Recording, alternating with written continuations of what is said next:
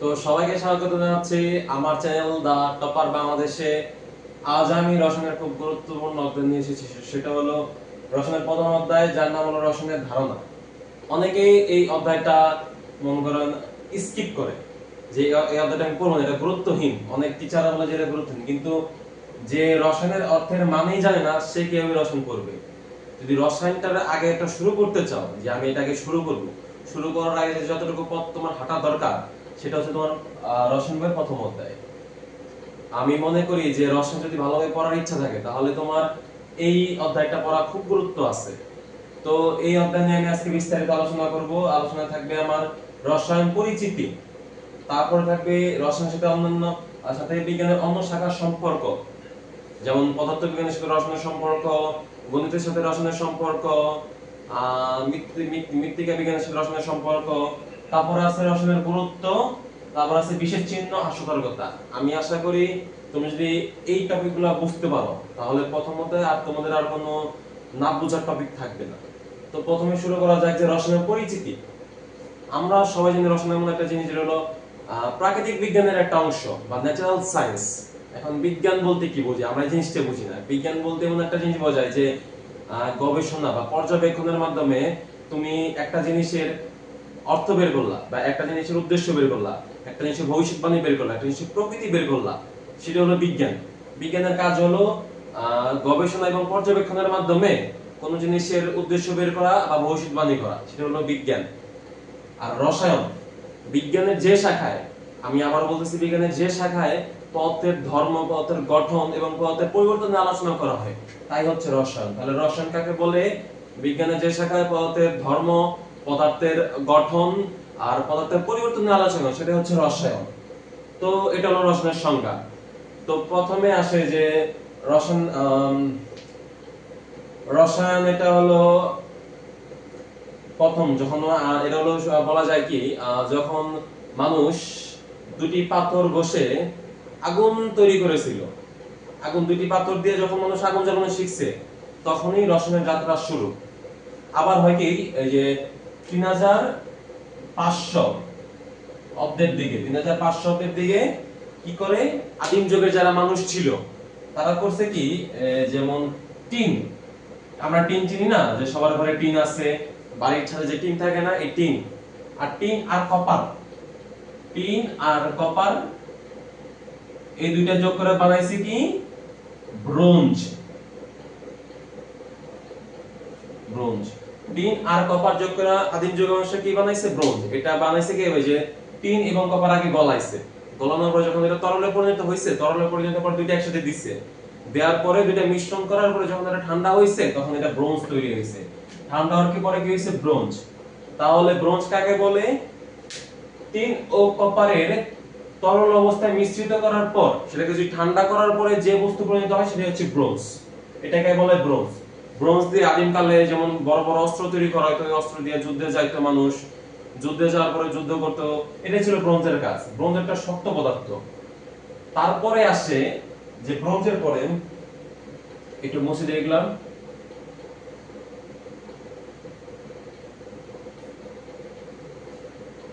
তো ওই সময় অনেক বিজ্ঞানী ছিল, লাইক ডেমোক্রিটাস, তারপরে অ্যান্টনি ল্যাভোইসিয়ে, আর অনেক বিজ্ঞানী। তো একটা বিজ্ঞানী ছিল, ওনার নাম ছিল ডেমোক্রিটাস। তোমরা হয়তো সবাই নামটা শুনছো যারা বই পড়ছো, ডেমোক্রিটাস। তো উনি করে কি, ডেমোক্রিটাস স্যার, উনি 380 অব্দের দিকে একটা গবেষণা করার একটা ঘোষণা দেয়। যে উনি করে কি, 380 অব্দের দিকে একটা ঘোষণা দেয়। কি ঘোষণা দেয়? সেটা ছিল এরকম যে প্রত্যেকটা পদার্থকে ভাঙলে, যেমন তুমি যদি এই মার্কার, এই মার্কারকে যদি তুমি ভাঙো, এক সময় ভাঙতে ভাঙতে ভাঙতে ভাঙতে এমন একটা ক্ষুদ্রতম পদার্থ আসবে যেটাকে আর ভাঙা যায় না, বা অবিভাজ্য, যেটা আর ভাঙা সম্ভবই না, সেটাই হচ্ছে অ্যাটম। তিনি এটার নাম দেন কি, ডেমোক্রিটাস পদার্থের ক্ষুদ্রতম পদার্থের নাম দেন কি, অ্যাটম। অ্যাটম, যার অর্থ হচ্ছে, এটার অর্থ কি, ইনডিভিজিবল। ইনডিভিজিবল বা অবিভাজ্য, বাংলাটা লিখে দিচ্ছি, বা অবিভাজ্য।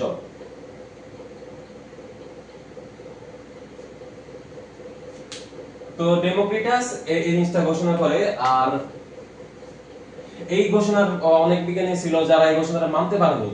তারা মনে করতো যে যেমন এই যে সব পদার্থ যা আছে সেগুলা মাটি, তারপরে পানি, আগুন এগুলো দিয়ে তৈরি হয়েছে। যেহেতু ডেমোক্রিটাস এটা প্রমাণ করতে পারে যে জিনিসটা, তাই তার এই ধারণাটা কিন্তু অনেকে মেনে নেয়নি। এই কারণে তারা অনেকে ভাবতো যে অনেক পদার্থ মাটি, পানি, আগুন এগুলো দিয়ে তৈরি হয়েছে। তোমরা ছোটবেলায় অনেক কথা শুনছো যে মুরব্বীরা বলে যে প্রত্যেকটা পদার্থ দিয়ে তৈরি হয়েছে মাটি, পানি, আগুন, এগুলো হয়তো শুনে আসছো তোমরা। কিন্তু আধুনিক বিজ্ঞানে কি বলছে, আসলে এগুলো মাটি পানি দিয়ে তৈরি হয়নি, এগুলো তৈরি হয়েছে কি ক্ষুদ্রতম কণা দিয়ে, পরমাণু দিয়ে। এই সব আলোচনা আমরা পরে আসবো। প্রথম আলোচনা করছে অ্যাটমের। এই ধারণাকে ডেমোক্রিটাস অ্যাটমের ধারণা দেন। এটা যদি পরীক্ষায় এমসিকিউ আসে তোমরা লিখতে হবে ডেমোক্রিটাস ধারণা দেন অ্যাটমের।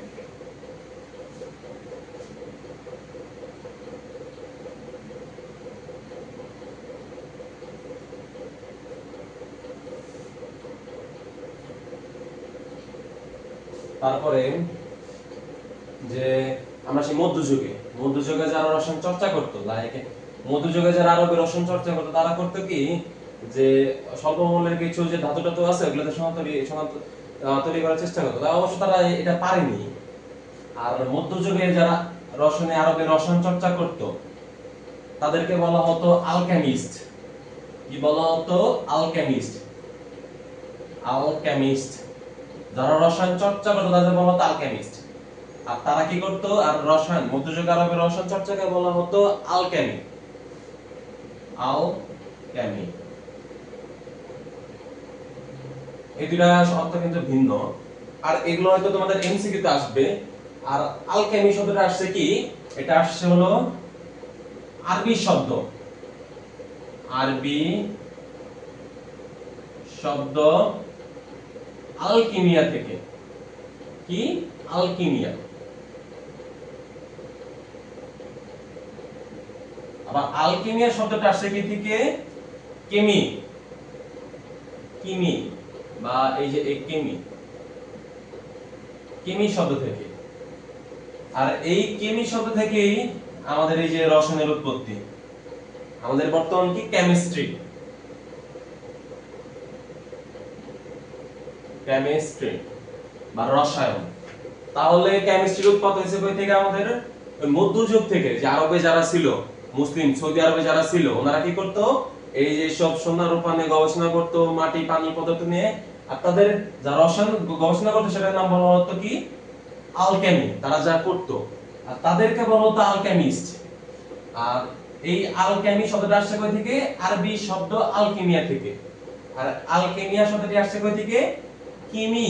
কেমি বা কিমি উৎপত্তি থেকে, কেমি থেকে তার উৎপত্তি হয়েছে। আর এই কেমি বা কিমি থেকে আমাদের বর্তমানে যে রসায়নের উৎপত্তি হয়েছে। এইভাবেই চলে আসে জিনিসটা। তো আমি আশা করি তোমরা জিনিসটা বুঝছো। তারপরে আমরা আসি পরের টপিকে। তো এটা আমি মুছে নেই।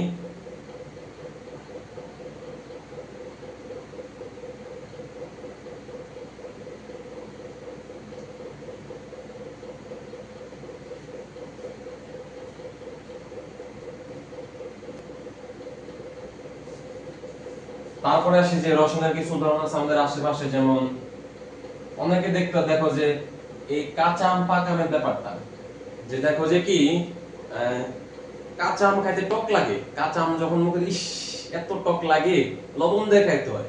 কিন্তু ওই আমটা যখন পাকে সবার প্রিয় হয়ে যায়। কি মিষ্টি আম, এত ভালো লাগে কেন? তো এখানে কিছু কেমিস্ট্রি আছে, এখানে রসায়ন ঘটে।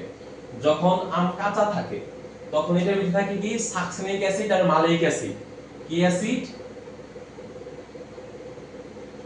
সাকসিনিক আর মালেইক অ্যাসিড। দুটো অ্যাসিড একসাথে লিখলাম, সাকসিনিক আর ম্যালিক অ্যাসিড। আর আমটা যখন পেকে যায় বা সবুজ আম যখন লাল লাল হয়ে যায়, তখন এই দুইটা অ্যাসিড কিসে রূপান্তরিত হয়? ফ্রুক্টোজ অথবা গ্লুকোজে। দুইটাতে রূপান্তরিত হয় ফ্রুক্টোজ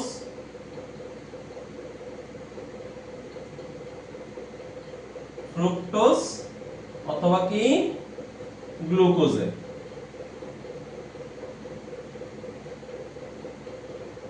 গ্লুকোজ। ফ্রুক্টোজ অথবা গ্লুকোজ।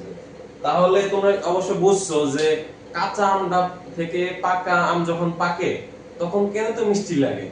ব্যাপারটা কিন্তু খুব ইন্টারেস্টিং যে আম যখন কাঁচা ছিল তখন টক লাগতেছে একরকম স্বাদ, একই আম, ভিতরে কোনো চেঞ্জ হয় না, ভিতরে আমি হাত দিও নাই কিন্তু অবশ্য আমটা মিষ্টি হয়ে গেছে। আজব না ব্যাপারটা? এগুলো হচ্ছে কেমিস্ট্রি। কেমিস্ট্রি নিশ্চয় যদি বুঝতে পারো তোমরা তাহলে এটা খুব মজা লাগবে। এটা একটা মজার সাবজেক্ট। কেমিস্ট্রি সাবজেক্টটা খুব মজার, এটা ইজি একটা সাবজেক্ট। ফিজিক্স হয়তো একটু কঠিন কঠিন লাগে, ফিজিক্সটা করতে একটু বোরিং লাগে, কিন্তু ফিজিক্স যদি ভালোবাসো তখন ফিজিক্সটা ভালো লাগবে। তারপরে আসে যে আমরা যখন মোমবাতি গলাই তখন মোমবাতি যে আগুন ধরাইছি তখন মোমবাতিটা উড়ে উড়ে কোথায় যাচ্ছে? মোমবাতি তো এখানে ছিল, আগুন ধরানো বলে এমন কি হইলো যে মোমবাতি উঠতে উঠতে চলে গেল, মোমবাতি ছোট হইতেছে, আমার আগুন জ্বলতেছে। তো এই জায়গায় ঘটে কি যে মোমবাতি বা অন্য যে কেরোসিন টেরোসিন আছে ওইগুলো হলো হাইড্রোকার্বন। হাইড্রোকার্বন যখন তোমরা আরো সামনের অধ্যায়গুলো জায়গা যাবা তখন তোমরা বুঝবা হাইড্রোকার্বন হইতেছে হাইড্রোজেন আর কার্বনের একটা বন্ধন, ওইটাকে বলা হয় হাইড্রোকার্বন। তো মোমবাতি এক প্রকার হাইড্রোকার্বন। তো হাইড্রোকার্বন গুলো যদি আমরা মনে করো জ্বালাই বা তাপ দেওয়া হয়, হাইড্রোকার্বন যখন জ্বালানো হয় এটা অবশ্য অক্সিজেনের সাথে বিক্রিয়া করে। তাহলে হাইড্রোকার্বন যখন অক্সিজেনের সাথে বিক্রিয়া করে তখন কি করে? কিছু পরিমাণ আলোক শক্তি উৎপন্ন করে, তো তাপ শক্তি উৎপন্ন করে, আর জলীয় বাষ্প উৎপন্ন করে, H2 উৎপন্ন করে।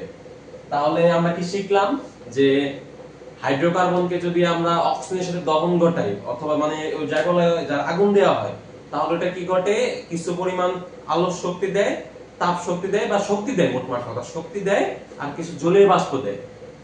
আর এরপরে আছে যে অনেক সময় দেখা যায় যে তুমি সকালে খাও নাই, সকালে না খাইয়া আসো, স্কুলে গেছো, স্কুলে যাওয়ার পরে না খাইয়া আসো, 8টার সময় স্কুল শুরু হয়েছে, 12টার দিকে যে তোমার পেটে খুব জ্বলতেছে।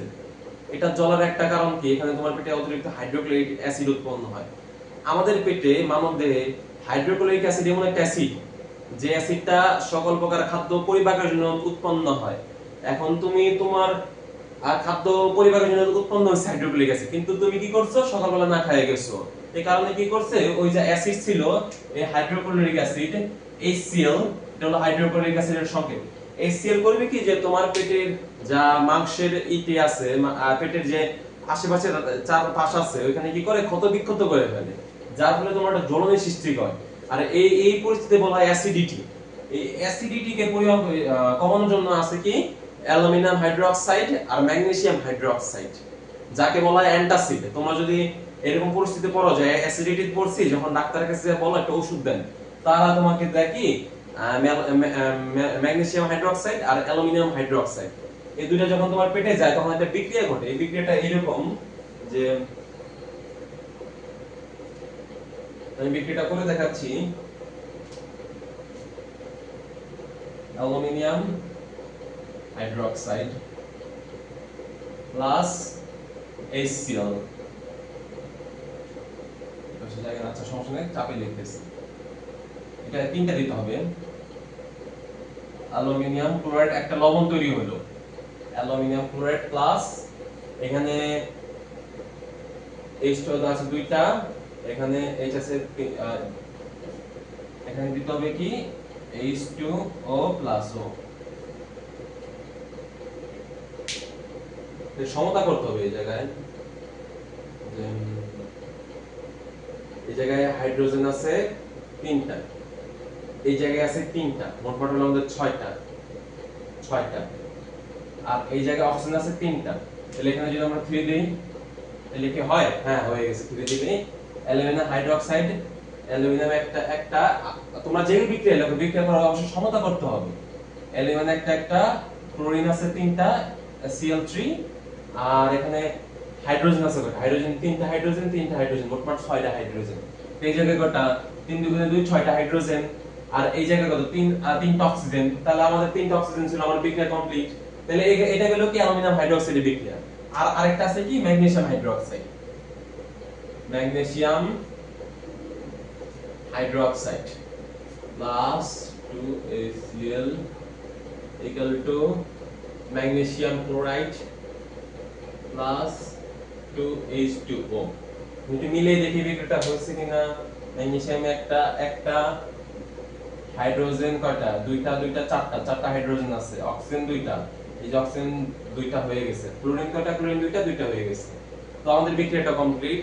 তো এইটা হইলো যে অ্যান্টাসিডের বিক্রিয়া। আমরা যখন পেটে অ্যাসিডিটি অনুভব করি তখন যদি আমরা ডাক্তারের কাছে যাই বলে একটা অ্যাসিডিটির ওষুধ দেন, তারা আসলে কি করে, এই যে এই দুইটা দেখতেছো না, এই ম্যাগনেসিয়াম হাইড্রোক্সাইড আর অ্যালুমিনিয়াম হাইড্রোক্সাইড, এই দুইটার একটা মিশ্রণ দিয়ে দেয়। এই মিশ্রণটা যখন আমরা খাই, খাওয়ার পরে কি করে, হাইড্রোক্লোরিক অতিরিক্ত হাইড্রোক্লোরিক অ্যাসিডের সাথে এটা বিক্রিয়া করার ফলে লবণ তৈরি করে। এই যে লবণ, এটা কি, এই দুইটা হলো লবণ, অ্যালুমিনিয়াম ক্লোরাইড আর ম্যাগনেসিয়াম ক্লোরাইড হলো লবণ, লবণ আর পানি উৎপন্ন করে। এর ফলে আমরা কি একটা শান্তি অনুভব করি, ইস কত ভালো লাগতেছে, আগে কি খারাপ লাগছে এখন ভালো লাগতেছে। এটাই হলো এই বিক্রিয়ার মূল জিনিস।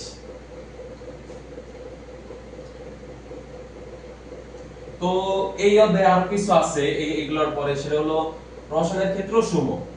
এগুলো অবশ্য তোমরা বুঝেই ফেলছো, রসায়নের ক্ষেত্রসমূহ কি কি।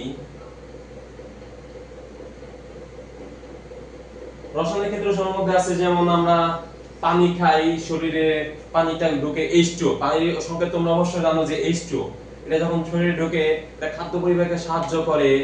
এগুলো হলো রসায়নেরই, যেমন কাঠ থেকে, আঁশের ছোবড়া থেকে, তারপর এই কাগজ তৈরি, সেলুলোজ দিয়ে, এগুলো হলো রসায়নের একটা বিষয়। এগুলা অবশ্যই তোমরা রিডিং করলে বুঝে যাবা। তারপরে এখানে আসে কি, রসায়ন পরিচিতি আমাদের শেষ। আমরা সবাই জানছি কি কি রসায়ন কি, রসায়ন হলো প্রাকৃতিক নিয়মের শাখা, যেখানে পদার্থের গঠন, পদার্থের ধর্ম, পদার্থের পরিবর্তনে আলোচনা করা হয়। তাহলে রসায়ন পরিচিতি আমাদের শেষ। আমরা সবাই বুঝছি রসায়ন কি কি, রসায়ন কি কি কাজে লাগে। রসায়ন তোমরা অনেক গুরুত্বপূর্ণ একটা কাজে লাগে, যেমন সবসময় রসায়ন কাজে লাগে।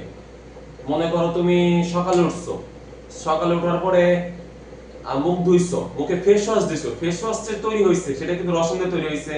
তারপর ব্রাশ করতেছো, ব্রাশের টুথপেস্ট, ওই টুথপেস্ট অবশ্যই রসায়ন দরকার হইছে। তারপর ব্রাশ করছো, তারপর রান্না করছো, রান্নায় কিন্তু রসায়ন আছে। তুমি আগুন দিছো, তাপে ওই খাবারটা পরিণত হইছে, খাবারটা তৈরি হইছে, এটা রসায়ন আছে। তারপর খাবার খাইছো, তুমি স্কুলে গেলা, স্কুল থেকে বাসায় আসলা, বাসায় এসে পর সাবান দিয়ে গোসল করলা, এই সাবানটা তৈরি হইছে রসায়ন দিয়ে। তারপর তুমি আসলা, আবার তুমি বিকালে বিশ্রাম নিলা, তারপর তুমি আরো যা যা ইউজ করতেছো সবই কিন্তু রসায়নের একটা না একটা অবদান আছে। আর সবচেয়ে বড় কথা, তুমি যে প্রতিনিয়ত শ্বাস গ্রহণ করতেছো, এটা বলে শ্বসন, শ্বসনেও রসায়নের একটা গুরুত্বপূর্ণ অবদান আছে। তারপর উদ্ভিদের জন্য যে সালোকসংশ্লেষণ বলো, ফটোসিনথেসিস, ওইখানে রসায়ন একটা গুরুত্বপূর্ণ ভূমিকা পালন করে।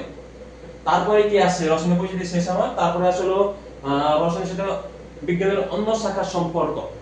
বিজ্ঞানের অন্য শাখা কি আছে আমরা সবাই জানি যে পদার্থবিজ্ঞান, পদার্থ জীববিজ্ঞান, গণিত। আচ্ছা, এটা ভুল করে লিখি আমরা, পদার্থবিজ্ঞান দিলাম আর দিলাম, এই যে সবে কি আমাদের কেমিস্ট্রির সাথে সম্পর্কযুক্ত।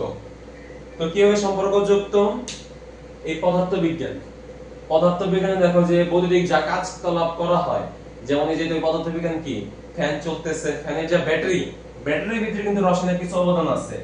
ব্যাটারিতে বস্তুগুলো কিভাবে সাজানো আছে, কার্বন দণ্ড কিভাবে আছে, কোনটা কিভাবে চলতেছে, সবই কিন্তু রসায়নের ভিতরে পড়ে। তারপর পদার্থবিজ্ঞানের যে ভৌত পদার্থবিজ্ঞান, সেটার সাথে কিন্তু রসায়নের সম্পর্ক আছে। তো যদি বলা যায় পদার্থবিজ্ঞানের শক্তি, তারপর মনে করো পদার্থের পরিবর্তন, সবকিছুর সাথে রসায়নের সম্পর্ক আছে।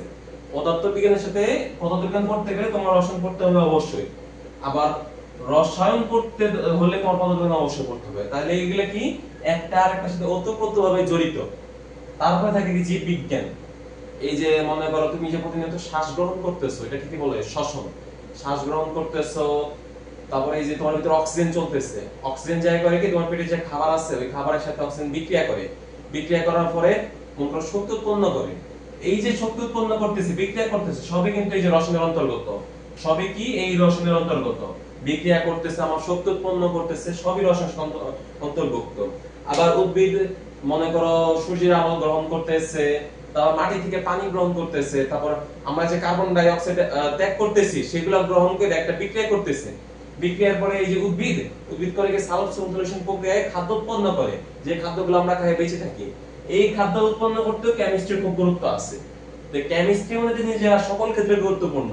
আর যে গণিত, তোমরা বিশেষ করে 6 অধ্যায় গেলে, কেমিস্ট্রি অধ্যায় 6 অধ্যায় যাবা, 8 অধ্যায়ে যাবা, 11 অধ্যায়ে যাবা, ক্ষেত্রে দেখবা কি যে গণিতের গুরুত্ব খুব আছে। তুমি কেমিস্ট্রির যা ম্যাথ আছে ওই গণিতগুলো করতে গেলে তোমার এই যে গণিত জানতে হবে।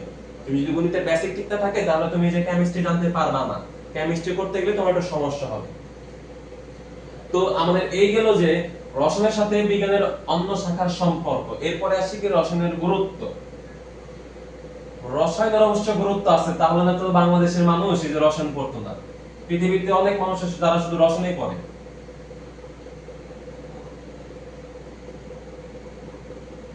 তো মুসেন এটা আসলে রসায়ন খুব গুরুত্বপূর্ণ। তুমি পদার্থবিজ্ঞান জানতে যাবা, তোমার রসায়ন দরকার হবে। জীববিজ্ঞান জানতে যাবা, রসায়ন দরকার হবে। তারপর তুমি অন্য যে কোনো সায়েন্সে জানতে যাও, তুমি মাটি সম্পর্কে জানতে যাবো, তোমার রসায়ন দরকার হবে। তুমি শরীর সম্পর্কে জানতে যাবো, রসায়ন দরকার হবে। কোনো না কোনো ক্ষেত্রে রসায়নের দরকার হবে। আর রসায়ন জানলে তুমি অনেক কিছু বুঝতে পারবা। তো এই যে তুমি একটু আগে তোমাদের বুঝাইলাম যে কাঁচা আম থেকে আম পাকলে এটা মিষ্টি লাগে কেন, তারপর পেটে অ্যাসিডিটি হইলে কি খাইলে আর ওর ভিতরে কি আছে, কি থাকার কারণে আমাদের পেটটা একবারে ভালো হয়ে যায়। তোমরা যদি রসায়ন না জানতা তাহলে এই জিনিসটা বুঝতে পারতা। তোমরা আমি রসায়ন বলছি দেখে তোমরা এই জিনিসটা মন করে বুঝতে পারছো। এত ইন্টারেস্টিং ব্যাপারগুলো তোমরা যদি রসায়ন বুঝো, রসায়ন পড়ো, তাহলে হবে কি এক সময় যে তোমরা অনেক ইন্টারেস্টিং জিনিস খুঁজতে পারবা, বুঝতে পারবা। তোমরা কি এটা মন করো খুব মজার জিনিস আবিষ্কার করবে, ওই সময় তোমাদের খুব ভালো লাগবে। তারপরে আসে আমাদের বিশেষ চিহ্ন ও সতর্কতা। এই জিনিসটা আমার চিহ্ন তোমার এখানে আঁকা সম্ভব হচ্ছে না, আমি তাই তোমাদের বই দেখাচ্ছি।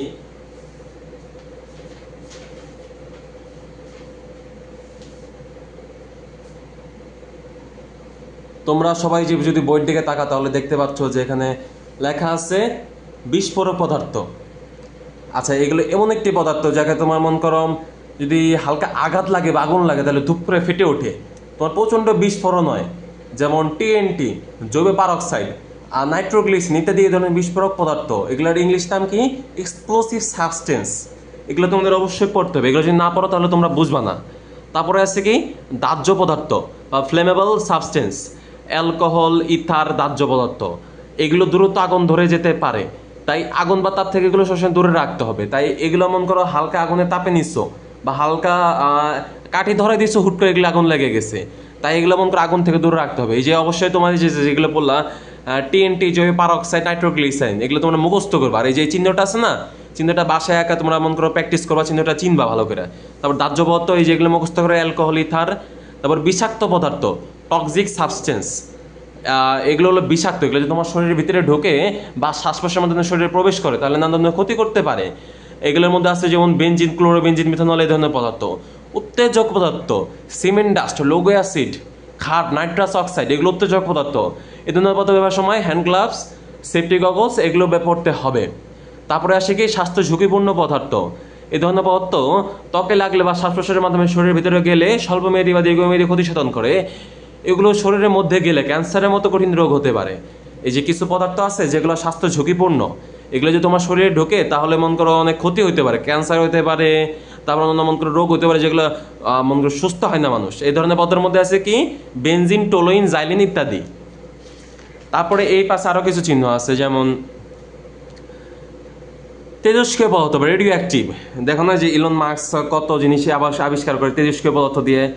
এইসব পদার্থ ক্ষতিকর রশ্মি বের হয়ে যায়, ক্যান্সারের মতো মনের সৃষ্টি করতে পারে বা একজনকে বিকলাঙ্গ করে দিতে পারে। অনেক সময় দেখছো কি না, যারা বড় বড় দেশ যুদ্ধের সময় এক একটা ক্ষেপণাস্ত্র দিচ্ছে বা এক একটা বোমা হামলা করছে, যে চারপাশের মানুষ পুরো অসুস্থ হয়ে গেছে। এগুলো কেমন হয়েছে? এই যে তেজস্ক্রিয় পদার্থের কারণে। ইউরেনিয়াম, রেডিয়াম, এগুলো তেজস্ক্রিয় পদার্থ, এগুলো থেকে অল টাইম সাবধানে ব্যবহার করতে হবে। তারপর পরিবেশের ক্ষতিকর পদার্থ, ডেঞ্জারাস ফর এনভায়রনমেন্ট।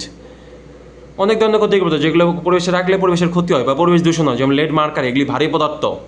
তারপর ক্ষত সৃষ্টিকারী করসিভ পদার্থ, hydrochloric acid, sulphuric acid, sodium hydroxide বা ঘন দ্রবণ জাতীয় পদার্থ, এগুলো হলো করসিভ পদার্থ বা ক্ষত সৃষ্টিকারী পদার্থ। এগুলো থেকে তোমাদের দূরে থাকতে হবে। তো আসলে তোমাদের বোঝাতে পারছি যে বিশেষ চিহ্ন কি বলে। এগুলো হলো সার্বজনীন গ্রহণযোগ্য চিহ্ন বা গ্লোবালি হারমোনাইজড সিস্টেম, ওইগুলাই বলা হয়। তাহলে তোমরা আমি যেগুলো দেখাইলাম ওগুলো অবশ্যই পড়বা। আর আরো কিছু জানার চেষ্টা আছে, যেমন সেফটি গগলস, যেমন অনেক যারা রসায়ন গবেষণাগারে যায় তারা সেফটি গগলস ইউজ করে, যেমন চোখে চশমা, চোখে যদি কোনো রাসায়নিক দ্রব্য না আসে সেটাকে বলে সেফটি গগলস। আবার অনেকে ব্যবহার করে কি হাতের হ্যান্ড গ্লাভস। তোমার হাত মন করো একটা কঠিন অ্যাসিডে হাত দিছো, অ্যাসিডে হাত দেওয়ার সাথে হাত জ্বলে গেছে, এরকম তো কিছু করা যাবে না। সেই জন্য কি করতে হবে, আমাদের সেফটি হ্যান্ড গ্লাভস ইউজ করতে হবে। যদি কোনো রাসায়নিক পদার্থ আমাদের গায়ে পড়েও তাহলে জিনিসটা যেন আমাদের ক্ষত না হয়। আর মেইন কথা, আমাদের সারা দেহের একটা সুরক্ষার জন্য করতে হবে কি, এটা হলো অ্যাপ্রন পরা দরকার, সাদা কালারের অ্যাপ্রন। যে দেখবা কি অনেক ডাক্তার যারা রসায়নের গবেষণা করে, অনেক ডাক্তার আছে তারা এগুলো পরে যায়, কারণ রাসায়নিক পদার্থ যদি তাদের গায়ে পড়ে তাহলে তাদের অনেক ক্ষতি হতে পারে। এই কারণে তারা কি পরে, অ্যাপ্রন, সেফটি গগলস আর হ্যান্ড গ্লাভস, এগুলো অবশ্যই পড়তে হবে। তো আশা করি আমি যেভাবে পড়াইছি তোমাদের এখান থেকে তোমরা অনেক কিছু বুঝতে পারছো। আর তোমরা বইয়ের চিপা চিপি কানাকানি সব জায়গাতে পড়বে, বইয়ের যত জায়গা আছে বইয়ের কোণা থেকে পড়বে, বইয়ের চিপা থেকে পড়বে, সব জায়গাতে পড়বে। বই যদি একটা জিনিস মিস না যায়, তোমরা অনেকে দেখো কি যে পরীক্ষায় গেছো, পরীক্ষায় প্রশ্ন কমন পড়ে নাই, কারণ কি তোমার বইটা ভালো করে পড়ে গেছে। বইটা যদি ভালো করে পড়ে যাও, এবার সব এমসিকিউ কমন পড়ছে, সব ছোট প্রশ্ন কমন পড়ছে, এবং কি তুমি গঘ লিখতে পারতেছো। তাই তোমাদের প্রথম প্রায়োরিটি কি থাকবে বই। এই ভিডিওটা দেখার পরে তুমি বইটা পড়বা ভালো করে, 3 থেকে 4 বার তুমি বইটা রিডিং করবা। রিডিং করার পর দেখবে তোমার একটা আইডিয়া হয়ে গেছে, পরে যখন তুমি প্র্যাকটিস করতে যাবা তখন দেখবে কি তুমি ভালো পারতেছো। তো আমি মনে করি তুমি যদি এইভাবে চালিয়ে যাও তাহলে তুমি রসায়নের প্রথম অধ্যায়টা ভালো করে আত্মস্থ করতে পারবা। আর প্রথম অধ্যায় আত্মস্থ করলে তুমি পরেরগুলো ভালো করে আত্মস্থ করতে পারবা। আমি মনে করি এই অধ্যায়টা তোমার স্কিপ করা ভালো হবে না, তুমি এই অধ্যায়টা পড়ো এবং মনোযোগ দিয়ে পড়ো। তো ধন্যবাদ সবাইকে, দেখা হবে পরের ভিডিওতে।